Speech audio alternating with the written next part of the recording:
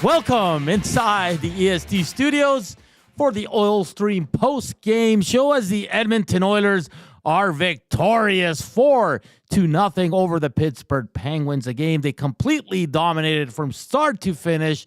A lot of players showed up tonight, and we're going to break it all down. And how about Stewie Skins? Ooh, he took a lot of heat after last game. He shouldn't after this one because he's played his last two games, two magnificent games for Stuart Skinner. I'm Hernan Salas, sitting in for the regular main host here, Tom Gazzola, as he's working the sidelines down at the Edmonton Elks game. And I'll be joined by everybody's good buddy, YouTube Trev, will join me here shortly, as we'll also be joined by Reed Wilkins later on in the show, and Matt Cassian coming up in about 10 minutes or so. Remember, we want to hear from you. Hit us up, 780-218-9999, or hit us up on the good old nasty chat. Watch us on EST's YouTube channel, or if you want to listen, edmontonsportstalk.com, TuneIn radio app, or the iHeart Radio app.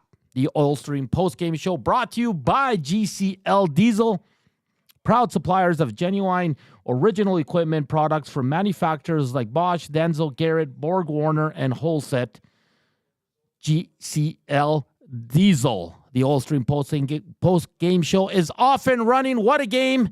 I thought if you're watching this game, the Oilers dominated from start to finish. Now, sure, Pittsburgh's not a very good team, and we're going to get to that because they struggled.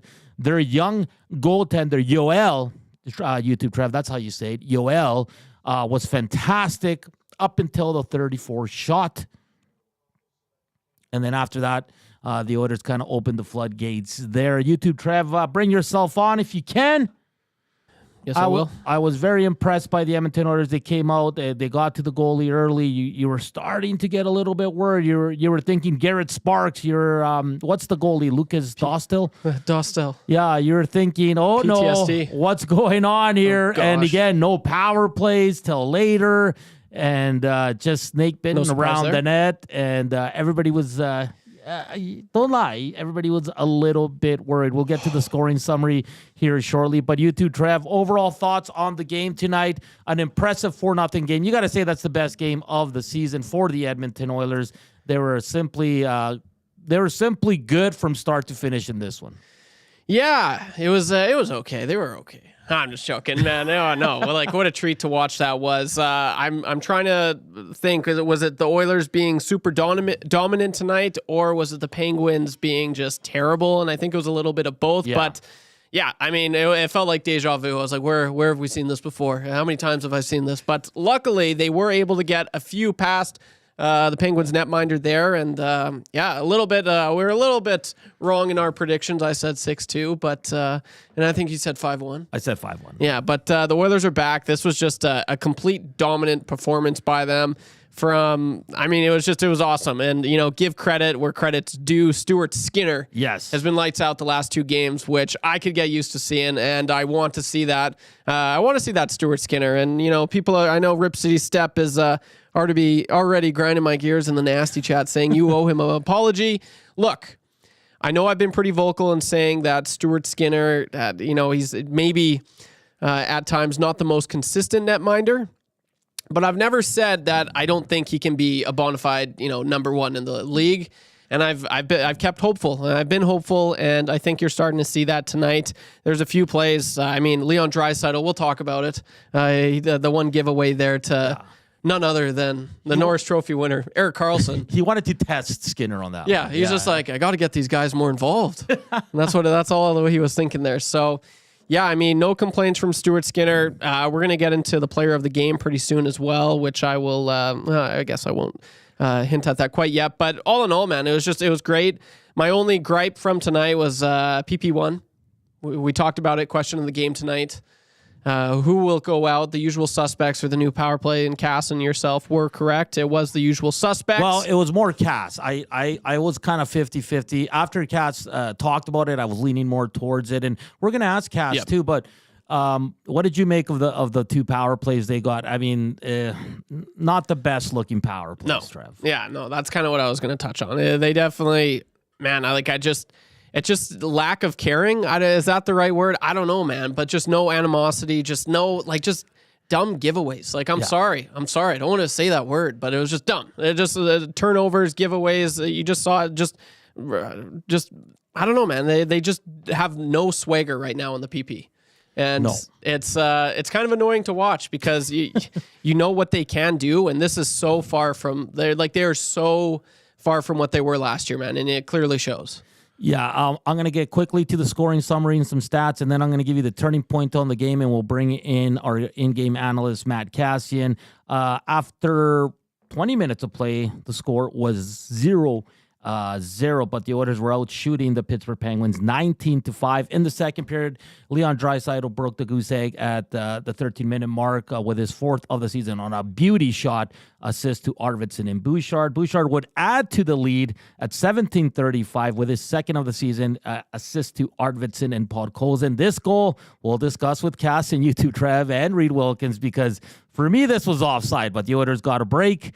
The NHL sometimes, especially with goalie interference, doesn't know. You never know what's going to happen. I thought this was offside, but the Oilers get a break. Good on them. They deserve to be up 2-0, and that was the score after 40 minutes. Shots after 40 were 39-17. In the third period, the Oilers would ice it just 16 seconds in. Ryan Nugent-Hopkins, you needed Ryan Nugent-Hopkins to get off the schneid here. He gets a very big goal, not only for the team, but for himself. Zach Hyman, Matthias Ekholm with the assist, and then Ekholm on the power play. Second power play unit goal, Trev. They go out there, they win the faceoff, and a simple shot on net, and it goes in. He makes it 4-0. Assist to Arvidsson, who was fantastic in this game. He had 3 helpers, and that's how this game would end. 4-2 for the Edmonton Oilers. Final shots 50-27 for the Edmonton Oilers. Reed Wilkins did send in that the Oilers' highest shot total in the game came in 2023 against Tampa Bay. It was 57. Face-offs, the Oilers held the edge on that one, 59-6, and good on the PK. They went 2 for 2 to close out the game. Let's get to, quickly before we bring in Matt Cassian, let's get to the turning point of the game presented by Advantage Sports Medicine and Physiotherapy. At Advantage Sport Medicine and Physiotherapy, we treat you like the pros. Our multidisciplinary team includes sports medicine physicians along with highly skilled physiotherapists, strength and conditioning coaches, and massage therapists. Whether you're recovering from an injury or looking to enhance performance, we treat you like a pro using the same locker room approach trusted by the best in the game. For the turning point, I think it's a pretty simple one tonight. YouTube Trev, I'm going to go to the challenge by the Penguins on the offside goal for Evan Bouchard. There was 4 of us watching the game here, and we all said offside. On the X machine, people were saying, yeah, it's definitely offside. And they come back, and you saw the smug look by Coach Sullivan there. He couldn't believe it, but that turned the game, and you knew Pittsburgh didn't have much tonight. When you were up 2, you pretty much knew the Oilers were going to lock that in. So the turning point of the game is the Evan Bouchard goal standing, being a good goal on the ice, according to the officials. That came at 17:35 of the second period. And it was important because you're going into the period up to not just 1, and the Oilers have kind of struggled in the third period, being outscored 15-4 coming into this game. So the turning point of the game presented by Advantage Sports Medicine and Physiotherapy. Keep the messages coming to the Nasty Chat and at the inbox at 780-218-9999 as we now bring in Matt Kassian, who's going to break down this game with us here for the next 10 to 15 minutes or so. Matt, pretty dominant game for the Edmonton Oilers. A lot of good performances, but you said it. You said you don't need necessarily a lot of pucks on the goalie, but you need to go to the net. I think they did both very well tonight.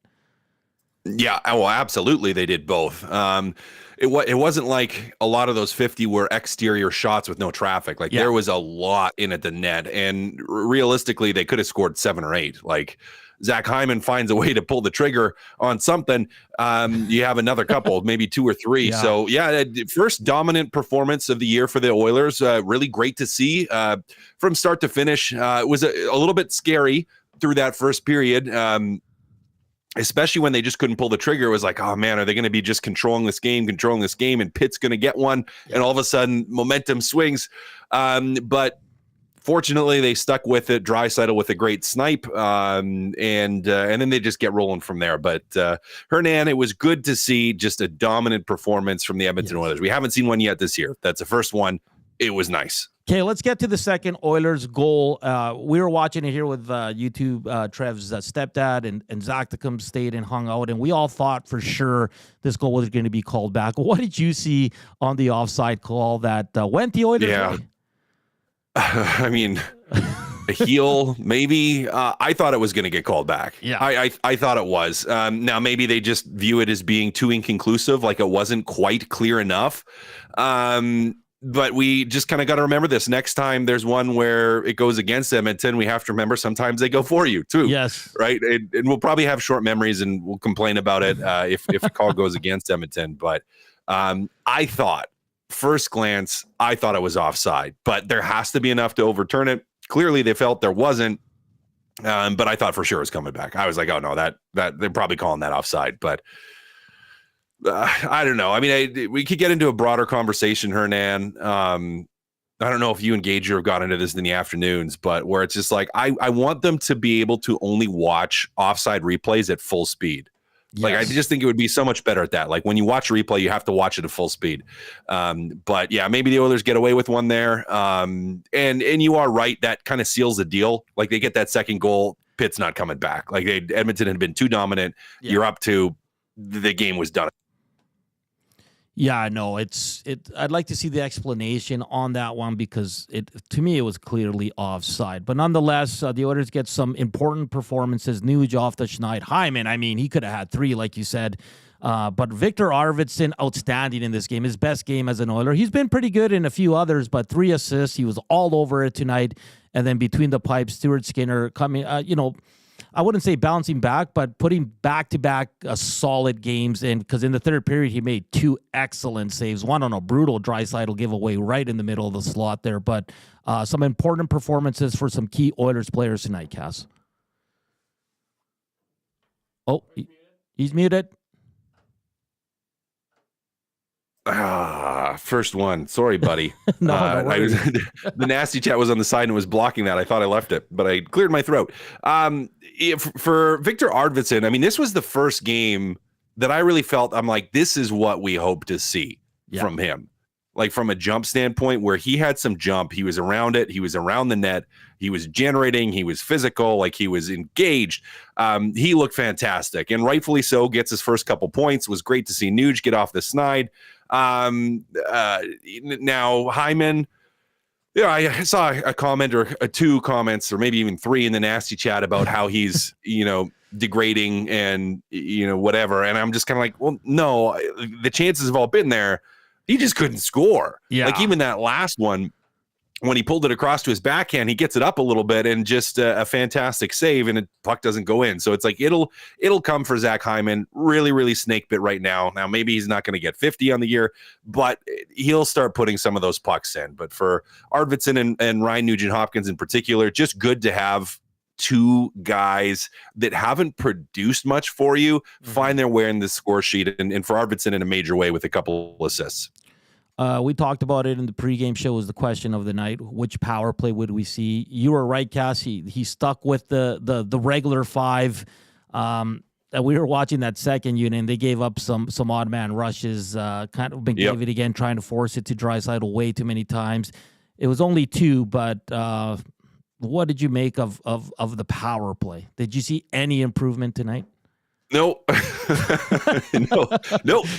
Hey, power play number two buried with the very limited time that they had. Right. Yeah. They found a way to get it done. So that's good. From a percentage standpoint, your power play is at 50% tonight. So that's a positive. But no, they still, and even that last power play before Ekholm scored, they were forcing it. Like they were forcing it, and McDavid was part of that too. You can just tell it's a group that really wants to have success, but for whatever reason can't make it click right now.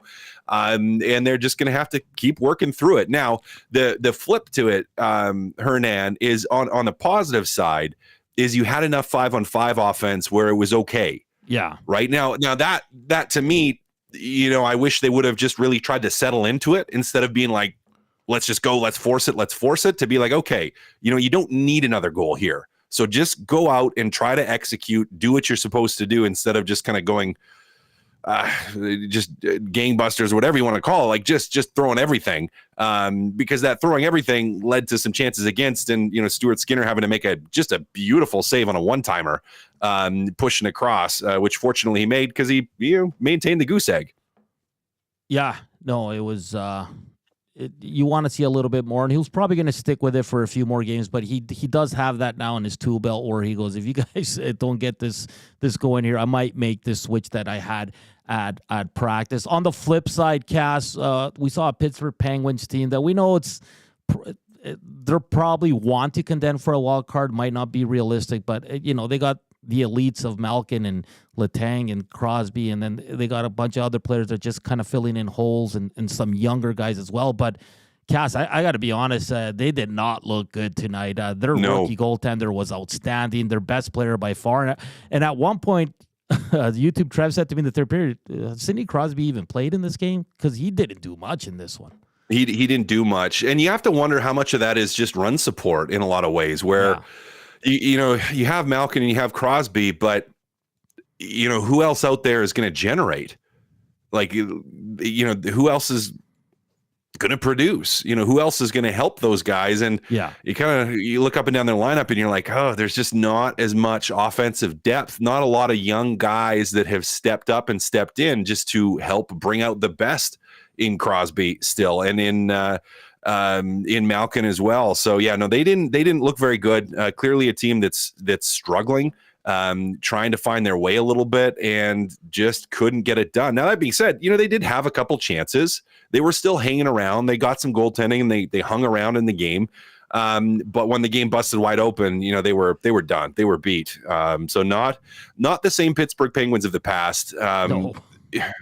If I'm going to base the season off of this game, there's not a sniff that they push for a wild card, but they still have guys they could turn it around, I guess, with Crosby and Malkin. But Tommy, they got some work to do to try to bring in some young players that can give them a boost, because right now they're not getting much.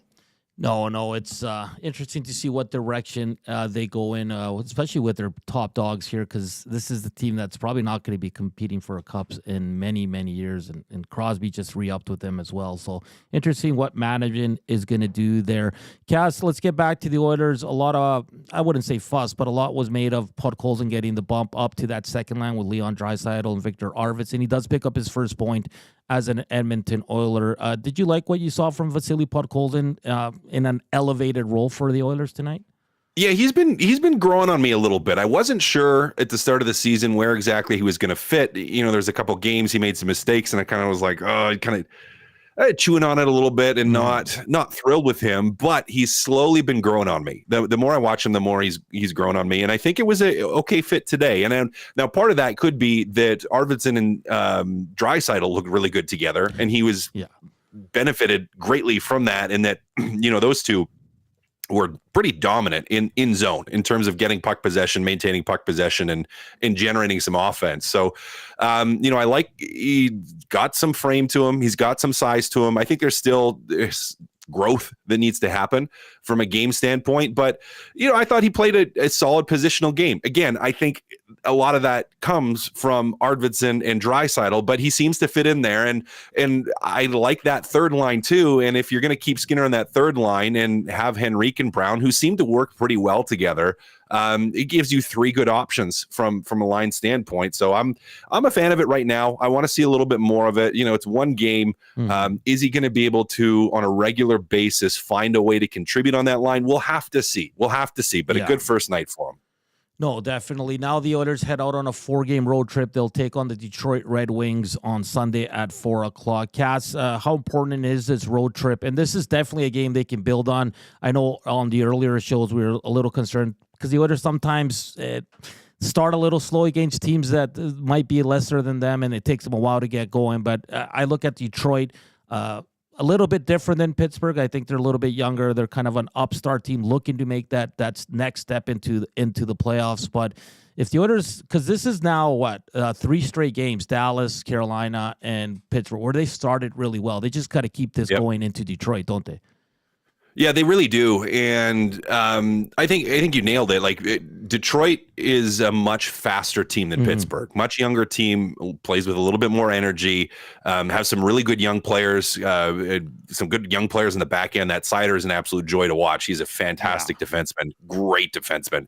Going to be around, just being really good for a long time. So it's going to be, I think, a bigger challenge. Now you have to maintain that same level of energy. Now, hopefully that gives you a boost. You know, this win against Pittsburgh gives you that upward momentum, and you don't kind of sit back and are happy now that you played a better game against Carolina, and then you played a really good game against Pittsburgh. You want to keep this rolling, and really on this road trip, you should have an opportunity to do so, right? Like, Detroit is going to be a team that could push for a wild card, could push for a playoff spot. They're a good team. Columbus, if you play like you played against Pitt, you should dominate. Yeah. Nashville has had their struggles early on, but a good team. And then you finish the road trip up against the Flames, who right now are ahead of you in the standings. So it's a big road trip for them. An opportunity here. I kind of look at it and go, if you can come out of this 3-1. All of a sudden you're above 500, you're starting to make some waves, and you're building that momentum. So you had a couple of good starts. Two, I would say, not that Carolina was a great game, but it was a good game. Carolina played a good game too. You played a good game against Carolina, and another really good game against Pittsburgh. So got to start stringing them together where you can start winning more than one game at once. You don't be a playoff team, and really good teams find ways to string wins together, as the Edmonton Oilers did last year. So you're going to have an opportunity against a fast and aggressive Detroit team to try to continue to build that momentum and dig out of the little mini hole that you dug at the start of the year. Oh, for sure. It's going to be an interesting road trip for the Oilers, but they leave feeling good. Cass, it's Friday night. I'll let you go. Enjoy the rest of your night. We'll talk on Tuesday afternoon. Thanks for joining us. Great stuff as always. And go enjoy a nice movie or something. Oh, yeah, absolutely, buddy. Look forward to it. Talk to you later. That's Matt Kassian, of course, joins us every pre- and post-game show to break down the game, tee it up. Great analysis, as always, as the Oilers. I mean, it's not much to get to in this game. They were pretty damn good outside of a few, let's say, giveaways by some key players. But Stewie Skins stood on his head. And Stuart Skinner sucks crowd. It's pretty quiet tonight, YouTube. I'm not hearing nothing.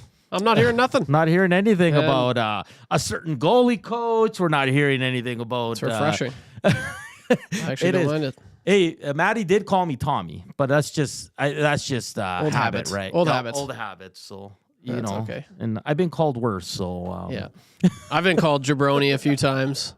I don't know about you. Let's get to some messages from our lovely listeners here. Let's see here. This one from Deaky Sparks. Had to get them to put the Oilers game on over golf on the big TV, but the ball game was intriguing. Oilers game was so in the bag. I was watching Freeman crush the walk-off grand slam when I was having a late dinner at Mr. Mike's. How was the Donaire sub, Hernan? It was fantastic. I even got Zach one. Ah. Yeah, I even got Zach one, and he enjoyed it. Well, understatements, you could say. Hey, shout out to the Dodgers one. I'm taking it. Freeman hit the grand slam, so I was curious. I actually haven't looked at the score on that one. So they won? Yes. Nice. This one from the troll says, I crap on the refs a lot against the Oilers, but I have to say that was a terrible goal on the one Oilers goal. That was offside all day long. We'll take it. It was, though. Like, I don't know what the explanation is, that was blatantly offside to me. And I'm not complaining because the Oilers got a goal out of it. It was a turning point of the night. YouTube Trev, but that's all. If that went against the Oilers, Oiler fans would be livid right now. Yeah, I mean, I haven't seen. It didn't make any sense, man. We were all like, that's getting called back, and we were like, what's taking so long? Like, just drop the puck already. So I know that they get video evidence or whatever that we don't, and so I don't know if there's something there. There must have been something they saw that clearly we didn't, because I thought it was Podkolzin, who they were looking at? It was one of the forwards there. I think it was Podkolzin. It was Podkolzin, yeah. Yeah, and his skate was clearly up and over the line.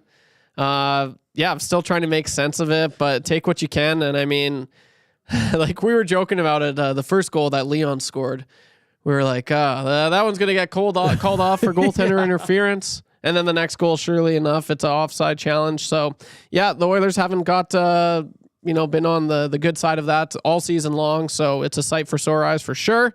But you'll take it any way you can. Oh, 100%. It's crazy. Like the consistency, man.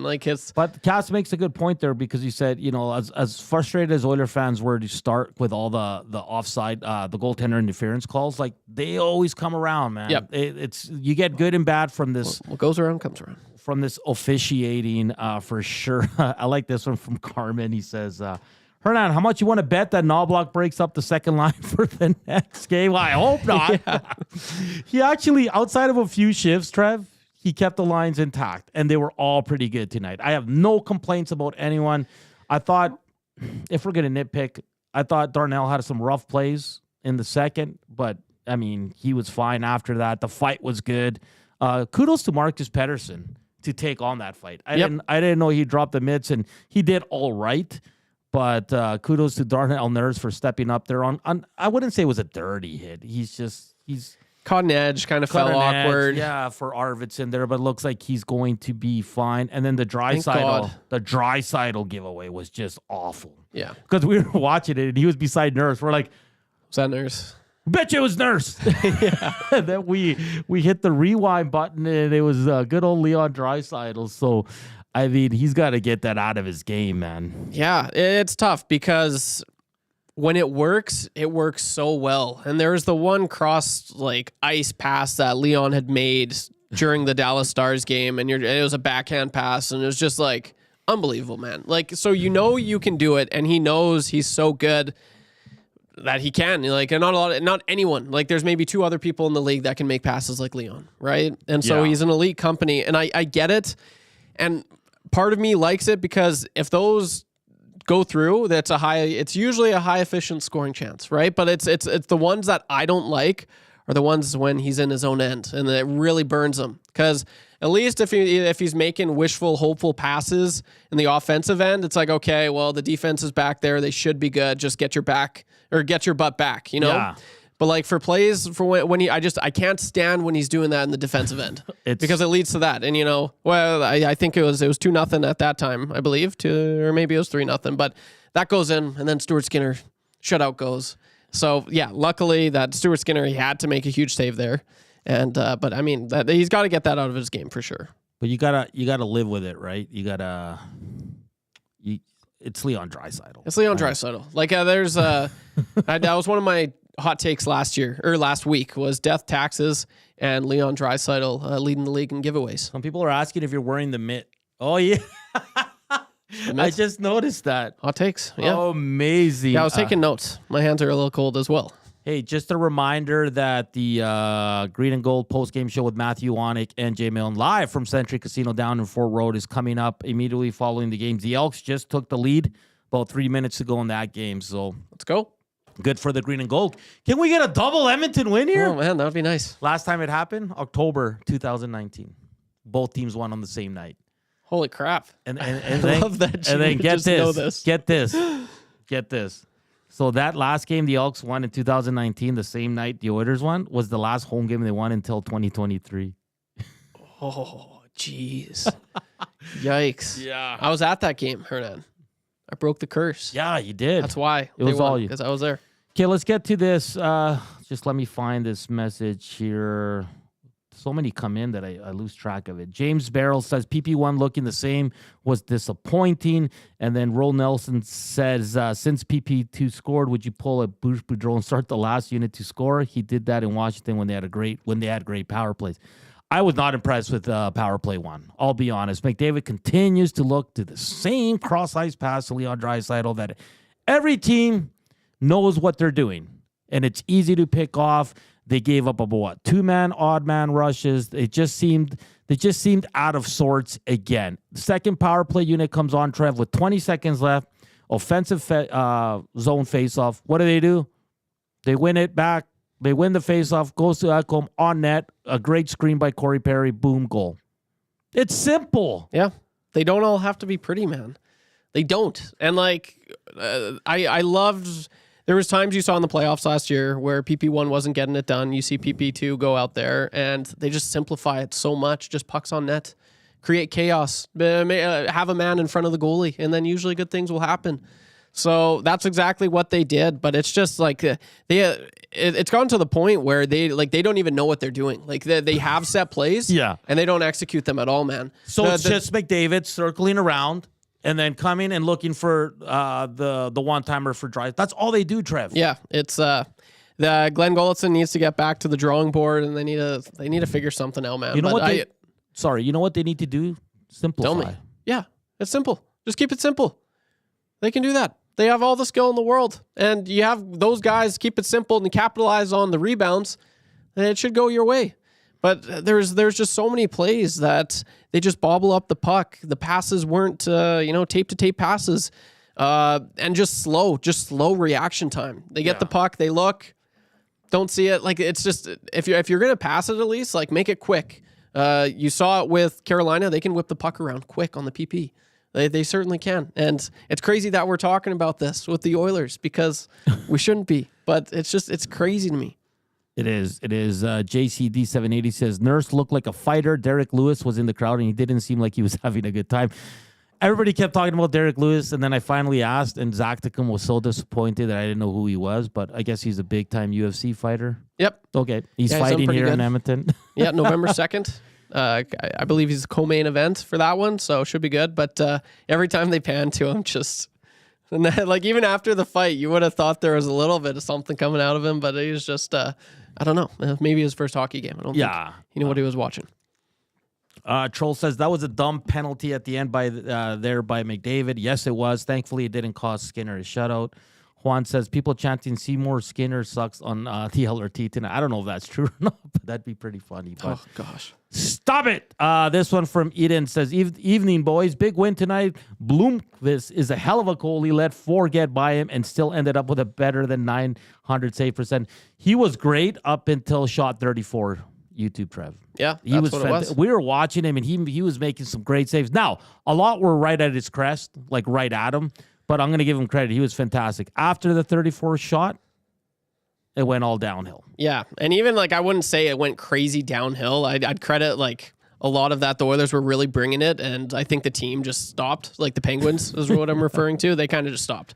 But yeah, like if we could touch on the Penguins a little bit tonight, man. Like Cass alluded to it, but I mean Crosby and Malkin, they can still move the needle. And I watched, I forget who they were playing, but when Gino got 500 goals, like that was a way better showing. But I mean tonight that wasn't the case, man. Like how many grade A scoring chances, how many odd man rushes did they give up? It was a lot, and it really could have been like a 6-0, 8-0 game if Zach Hyman would have capitalized on a few of those goals. But yeah, I mean he did what he could, and he kept them in for as long as he could. But eventually the Oilers, they were just too much to handle. And I'll just quickly, we got Victor Arvidsson, Matthias Ekholm, Stuart Skinner, and Chris Knobloch in the queue. Did you send a thing to Reed? Yes, I did. Okay, we'll wait for Reed. We'll get to, who'd you say again? Who would you like? We've got the coach, Chris Knobloch, Stuart Skinner after a shutout. We got Matthias Ekholm and Victor Arvidsson. Three apples for him. Let's keep that. Let's just keep it in the bullpen right now, but we'll probably go to Skinner and Arvidsson. I want to play Skinner just to see what he has to say. Piss some people off. Right? I agree. Let's do it. We're waiting for Reed Wilkins. He'll join us for a quick 6 to 8 minutes and get his thoughts because, there hasn't been a lot of good games from start to finish, and this one for the Edmonton Oilers was absolutely outstanding. So very happy for the Edmonton Oilers and their fans that they're able to win this game in dominating fashion. And they're going on the road, and this is only going to bode well for them. Hopefully they can. They've had really good starts in the last 3 games. Really good starts. Where it's cost them is in the third period. But tonight, like we mentioned, the turning point was definitely the offside goal that was deemed good by the league. So we sit here and we scratch our heads again. And, of course, you're happy because it benefited the Oilers, but I'm telling you right now, if that was flipped, the Oilers fans would be losing their minds. So we'll get Reed Wilkins' thoughts on that. As Matt Cassian agreed with us here at EST headquarters that we don't know how that wasn't called back. But that was a turning point because at 2-0, you knew that the game would be sealed because Pittsburgh didn't really have much. As we're going to bring in Reed Wilkins, of course, from the Reed Wilkins Show with Jay Milne. Riedrich, how you doing, my friend? I'm doing great. How are you? Excellent. We'll get to the game, but actually, let's get to the game first. Then I'm going to ask you about the offside. I'll do the offside now. Okay, let's do the offside call. Now. Sorry to steer the.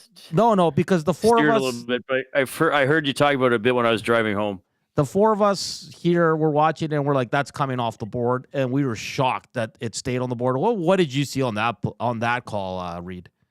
Okay, first of all, if I keep turning my head for the people watching on YouTube, it's because I'm watching the end of the Elks game. Looks Toronto's in position to go back ahead.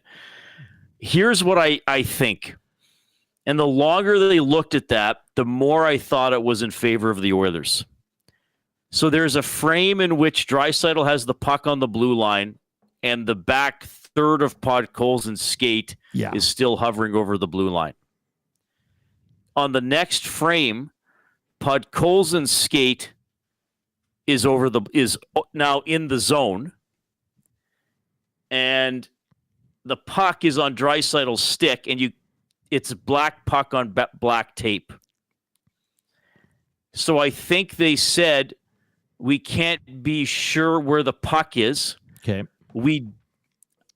I'm speaking for the NHL, guessing, and I think they said we don't have a shot that conclusively shows it to be offside.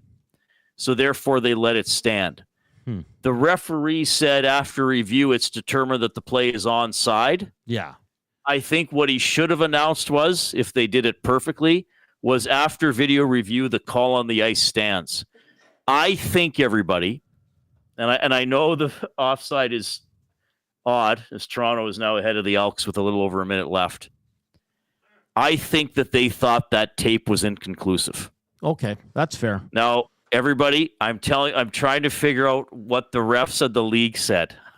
I understand why everybody thought it was offside, but I'm guessing that they didn't think they had a frame that could conclusively overturn the call on the ice. Now, is that going to drive people mad? Yes. Is it going to make people hate replay even more? Yes, but I really think that was the call, that they didn't have a conclusive frame showing that it was offside.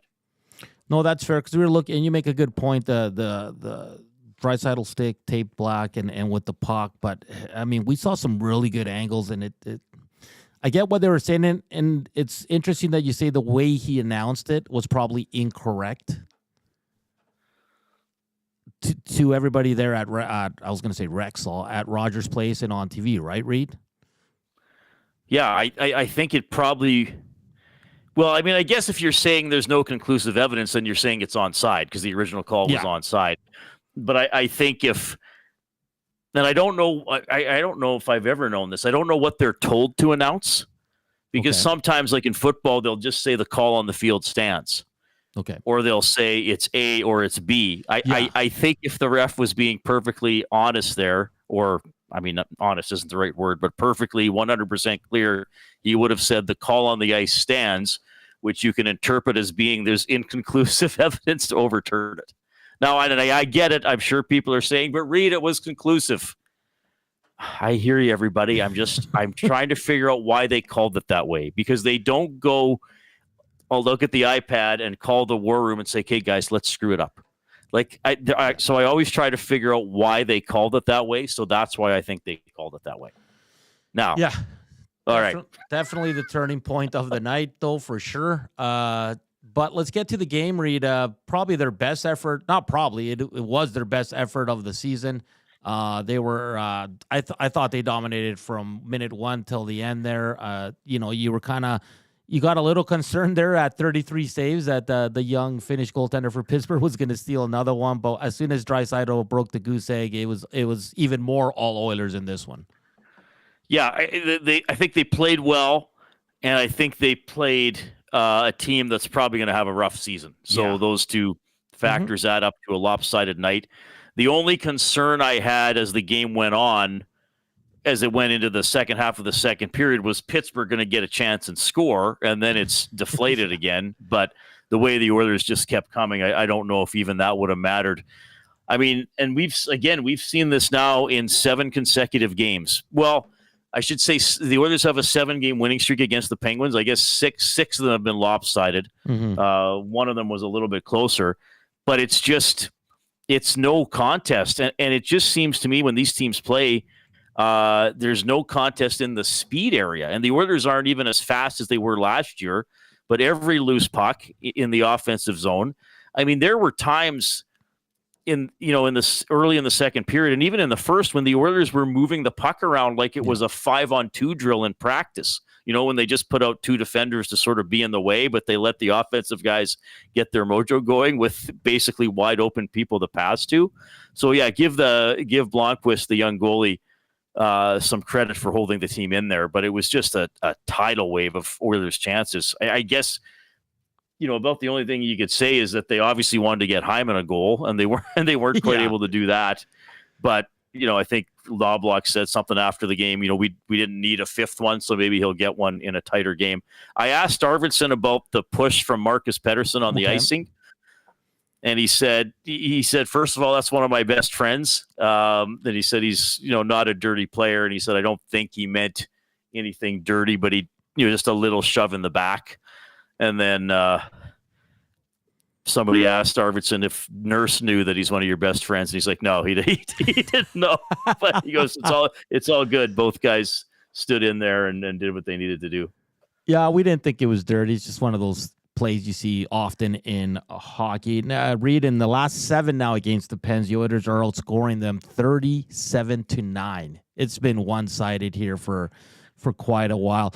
Let's get to the power play as many predicted. I think you said it on our show as well. You probably said it on your show. A lot of people thought it was going to be power play 1, the regular unit. It was tonight. They got 2 opportunities.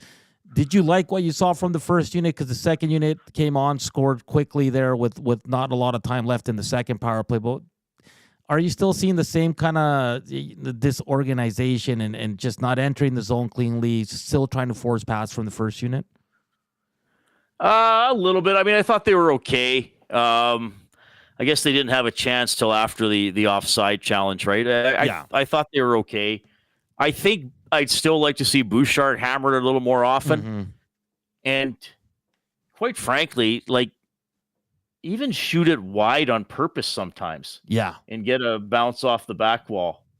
It seemed like Carolina was doing that the other night, 5-on-5 too. I wondered if the Hurricanes were shooting it wide on purpose sometimes because they got so many bounces off the back wall. I don't know, guys. I'm still, as people know if they've been listening to my show, I'm still not that worried about the first power play. I do think it'll break through. I do think Hyman's going to tap one in or have one go off his shin pad or something. I mean, Leon did have a pretty good one-timer try today that Connor got across to him. I would just like to see Bouchard shoot a little bit more. And how did the second unit score? Well, draw back to the point. Ekholm walks into the middle. And I mean, that's probably half the velocity that Ekholm's capable of shooting it, but he just got it through a bit of a crowd with a screen in front. So I still think that basic thing of shooting through a screen is something the first unit could do a little bit more often, and then they can play road hockey off the rebounds and the loose puck. Yeah, and also a couple of important performances. I mean, Nuge, he was okay, but he gets that goal that he needed, and then Arvidsson, his first 3 points as an Oiler, but I thought Arvidsson was around it. I thought Arvidsson and Stuart Skinner were really good in this game, Reed. Well, Skinner made 2 awesome saves, I thought. Now, they were both in the third period. I think it was still, I have my notes packed away. I can't remember if it was already 3-0 or if it was 4-0, but off the Draisaitl turnover, Erik Karlsson, I think, had that shot from point blank. That was a good save. And that 2-on-1 on Achari was a really good save. I know Achari would say, I had to reach forward a little bit and I didn't put it where I want, but the goalie can only stop the shot that comes in. And that was a really good save. So it was good for Skinner just to be solid. And like I mentioned earlier, when it was still scoreless, the Penguins had a little bit of pressure around the net a couple of times. Yeah. With some maybe not grade A shots, but B+ type shots, that he had to be careful to handle. So I thought, he was solid. He did his job. He never gave the Penguins any life. And I think his teammates were pushing hard for him at the end to try to kill off those penalties and play solid to get a win. Reed Wilkins joining us here, of course, from the Reed Wilkins Show with Jay Milne. Reed, YouTube Trev and I and Cass were talking about pretty quiet night for the big two in Pittsburgh. Sidney Crosby, Evgeny Malkin. You didn't really see much from them tonight. No, which is odd, and this is indicative of how it's gone between these two teams, right?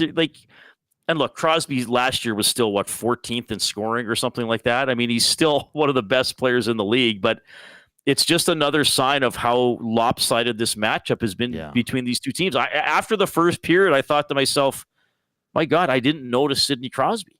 Yeah. He had a little bit. He had that one chance where he tried to cut it around Bouchard, I think it was in the second period, and stuff it in. That was kind of a dangerous chance. The penalty on was that a penalty on Malkin, by the way? Because the puck was there by Perry, but Perry hadn't touched it yet, but it was kind of almost in his skates. Maybe it was sort of a bit of a blindside hit too, which is why they called it. But Malkin was really mad. I wondered if he was going to get a misconduct for a second for arguing. But yeah, those guys were quiet. I don't even know who I would say the best Penguin was. I guess I would have to say the goalie. Yeah. But they had the puck so seldom for the first 40 minutes. It's almost hard to judge their offensive game. Yeah. But yeah, it wasn't a signature night from Crosby. His best moment in that building is still that overtime goal when he walked around Ryan Strome a few years ago. Don't bring that up, Reed. It's a tough memory. Well, it's ancient history now. Yes, it is. Reed, we'll let you go here so you can catch the end of the Elks game here. Yeah, we're driving again to go ahead. Yes. I got to give another score here, Hernan. Yeah. Golden Bears football. Nice. Yes, I want to know. Trailing, they led Regina 21-4 at one point. Regina won 29-22. Reed, they blew another lead. I find this is a theme by the Bears football team. They've been up big going into the third quarter in a lot of games, eh? Well, 26 points last week. They lost in overtime. Elks just got a long bomb touchdown, by the way, with 34 seconds left. This is classic CFL in the final 3 minutes. Too bad it doesn't matter in the standings. Love it. They got a long bomb to Gino, and now Ford just chucked one. Was it Mathis? Is he 81? He's 81, yeah. He might be something. So the Bears are going to miss the playoffs. They needed to win tonight, and they had to have Saskatchewan beat Calgary tomorrow, so now it doesn't matter. Nice. Well, Reed, if the Elks can hold on, it's first time since October of 2019, both the Edmonton Oilers and Edmonton Elks will win on the same night. Yeah, thanks for having me, Hernan. Sorry if I was a little meandering and distracted. No, of course. Today, hey, I respect that. You're watching the Elks, okay. And I totally get that. So enjoy your Friday. Enjoy your weekend. We'll see you Monday, buddy. Okay, see you around. All right, yeah, the Edmonton Elks, they get the ball back with 58 seconds. Trev, just giving an update. Inside their 20, he goes long to Gino on the first play for about over 40 yards, and then he finds Mathis on another long ball. They're up 30-27 with 34 seconds left. Wow, Dusty must be going crazy right now. That's what I'm talking about, man. All right, this is what we need right now. Let's go, Trey Ford. What have we been saying all this time? Trey Ford. Yeah. 8 wins as opposed to 3 wins by McLeod Bethel Thompson. Could be 9 now. Could be 9. Could be 9 in total, right? Since he's been here in the 3 years. So I know our nasty chat's going crazy. What a great day! Look at that. Yeah, you love to see the support from the nasties. Let's go. It'll be a very exciting post-game show for Mattawanek and Glue Guy as well. You can tune into that right after this, or you can head on over as soon as the game's done. Colorado Rusty sent a really good picture of the offside goal on the inbox, Trev. We know it's offside, but can it be proven by the frame shown on TV? You got to assume same for the TO. On one frame showed the puck on the line and skate on the line. Next frame showed puck over the skate, well over. No frame in between. It is inconclusive, pretty standard. They can't prove it, so it call stands. Wow. Yeah. No, it's. I don't know, man. I'm seeing. I think that puck is on the line. Yeah. I mean, you can tell the difference between the puck and the stick. Yeah. I'm sorry, you can. You can. There is no white between the puck and the blue line there. And Podkolzin's a good half a foot over. I mean, I think that's as... I don't know, man. That's as clear as Edmonton sports talk. I don't know. That's ridiculous. I love it. The Oil looked like they had some jump in their game. It also kind of looks like they're starting to develop some chemistry. Hyman is starting to show his frustration. That's from Taco. Scalding Gore says, imagine Iwanek right now. Well, Iwanek's probably just chilling. Yeah, you can imagine him in 2 minutes. He's probably upset that the Yankees lost. And then Tango says, this is why the CFL is better than the NFL. Hell yeah, it is. I love both leagues, but the CFL, you can't beat it. Now, Toronto's going to try to tie the game because they're down 3 here, 30 seconds left. So we'll see what happens. How about we roll some tape? Let's do it. Let's go to Victor Arvidsson. Okay, we've got Arvidsson in the queue here. 1 second. My apologies. I should have had this ready. Okay, so Victor Arvidsson, 3 apples tonight. Here he is after the win. Yeah, obviously like 50 shots, I think it was, but I think the defensive side of the puck was excellent today. We backtracked really hard and made them chip it, and then we turned it up and got going again. So I think that's was the key part of our game tonight. How about Stewart? No, great. Yeah, he saved us a bunch of times and had a great performance. You got 3 assists tonight. It's more like the game you want to. I don't know. I try to play hard every night and help the team win. And I feel like today they went in and other nights have been close and just hasn't clicked a little bit. But it was nice to see them go in. What happened on that icing play? How'd you see that? No, obviously I'd try to beat the icing and come in with a ton of speed, but it's also one of my best friends that was behind me. So it was I don't think he meant to, but a little shove in the back and it was fine. Is he a fighter? I don't know. He stands up for himself and done it before, so I think he did a good job, and Nursey too. Victor, I know you haven't been here too long, but does this seem like kind of the blueprint for the team that you guys wanted to kind of put forward? Yeah. I think, like I said, we played on both sides of the puck really good today, and for 60 minutes, and I think that was a great statement game. I think that's how we have to play, and that's how we're going to be good. I think Darnell knew that you guys were tight. I don't think so. Yeah. We'll tell him. We'll tell him. It's fine. That's Victor Arvidsson coming off his best game as an Oiler. 3 assists on the night, and that's a good play. Reed brought it up. Did Darnell Nurse know you guys were best friends? Let's hear from a guy who's played back-to-back really good games, and he gets rewarded tonight with his first shutout of the season. Here's Edmonton Oilers starting goaltender Stuart Skinner. You know, whether it's the defensive performance, the offense, you get your performance. Does it feel like one of those nights? Yeah, definitely. I thought just all around, start to finish, we just played a really solid game. Started with the D zone, obviously, and then from there we were able to capitalize on some offense. And that's normally how it starts for us. Is when we're solid in the D zone, we get a lot of chances. And I mean, the first period I had 5 shots, and everything was from the outside. So just. Amazing team effort. I was kind of keels late there, but did you feel the team trying to buckle down for you there? I did, yeah. You saw their effort. Even when there's 12, 15 seconds left, we were doing everything we can to keep them out of the zone, and that just gives you a lot of pride in the group. We want to do well on our PK. And I know that the guys were obviously fighting for me, but fighting for getting a couple kills too. When you go that long without a shot, you went seemed like almost 20 minutes without it. Yeah, to be honest, nothing much until kind of halfway through the second period, and all I thought was how good this goalie on the other end's doing. He was incredible. He was just moving. He was moving so well, making some incredible saves. So, huge kudos to him and the way that he played and how he battled. Stu, did that feel like the team blueprint for you guys, like that you want to have going forward here? Of course, yeah, absolutely. Obviously, we got the result that we wanted tonight. Still a couple areas that we can probably clean up, but again, definitely the way that we wanted to play start to finish. Your team plays well against Pittsburgh.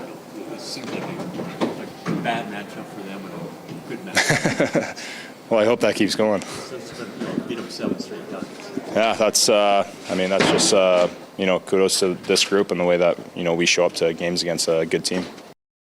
Stuart Skinner coming off a very good performance tonight. He made 27 saves for his first shutout of the season. We have to get to the player of the game, brought to you by Damon Bunting Remax. It's the Damon Bunting Remax Elite Player of the Game. Damon Bunting is a consistent top-producing realtor in Greater Edmonton and among Western Canadian Remax realtors. He and his team would love to help you find that right home or make the move from your current home. Community-driven, he understands what it takes to make a difference in our city. Check him out on DamonBunting.com or visit his Instagram at Damon Bunting Real Estate.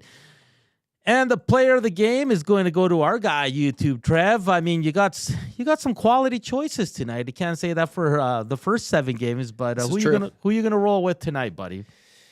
Yeah, man, lots to pick from tonight. It was just a very refreshing game, stress-free. It was awesome. I loved it. I loved every second of tonight's game. And you're right, there is a few people I could pick from. I want to give a quick shout-out to Stuart Skinner. We just heard from him. All right. Yeah, he's looked great the last 2 games, and I'm praying that that'll be the case going forward. I really am, and from all signs so far, well, I guess in the last two games for sure, like, there's an argument why people think Stuart Skinner is so good, and it's because people, you see this, right? Yes. And you see it, and that's exactly what we saw tonight. So huge shout out to Stuart Skinner, but he got 3 apples tonight, and I think it was James Barrels in the nasty chat. He had alluded to it. 3 primary apples. So that's awesome. This is exactly what the Oilers hoped that the player that they got, they signed in the offseason. Without a doubt, his most noticeable game, 3 apples. He was a +2, 17 minutes time on ice. He looked great. And here's hoping Leon Draisaitl and Victor Arvidsson are finally starting to find their niche. And a lot to look forward to. And it's something I'm going to be glued to for sure going forward. Victor Arvidsson, first player of the game and first of many. I love it. That would have been my choice as well. And like you said, Stuart Skinner was a close second. Who would have been third on that list? Man, like maybe Blomqvist, maybe. That's a good.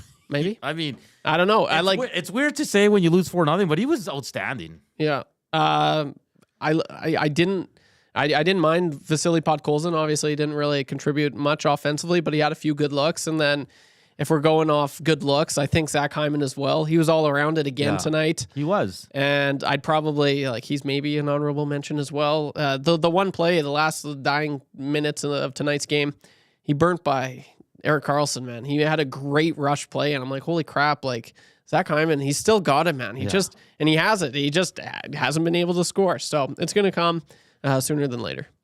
Yeah, before we let you go for tonight, reminder that, the Elks are in overtime. It just started. Toronto gets the first possession. Following that game, you can tune in to the EST YouTube channel, and the auto stream will be directed to the Green and Gold post-game show with Matthew Wanick and Jay Milne as they're live down there at the Century Casino on Fort Road. A quick out-of-town scoreboard. Vegas Golden Knights beat the Ottawa Senators 6-4. It was the Islanders over the Devils in overtime 43, and Nashville comes back from being 2-0 down to beat the Chicago Blackhawks by a score of 3-2. MLB World Series, 6-3 Dodgers win. I guess it was a walk-off grand slam there in the 10th inning, so I got to go watch those highlights because that must have been awesome. Heartbreak for Matthew Wanick. And then I'll just give you a quick NBA because I know the Raptors were in action. And they beat the Philadelphia 76ers after a very tough opening night for them. They win 115-107 against Kyle Lowry and the Philadelphia 76ers. 30-30 down at Commonwealth Stadium between the Edmonton Elks and Toronto Argonauts. We're going to say good night to you. Thank you to all our listeners for chiming in on the Nasty Chat. You guys are absolutely wonderful. You're absolutely beautiful. And for everybody on the inbox, that's 780-218-9999. This has been fun. Huge shout out to Hernan. You absolutely crushed it, buddy. You're a stud. This has been fun. We'll be back on Sunday at 3 o'clock. Tom Gazzola, Matt Cassian, and myself as the Oilers hit the road to take on the Detroit Red Wings. Oilers victorious on the night, 4-0. Big games by Arvidsson, Nuge, and Stuart Skinner. Enjoy your night. Enjoy the weekend. We'll talk Sunday. For Matt Kassian, Reed Wilkins, and YouTube Trev, I'm Hernan Salas saying, have a great night. We'll talk soon.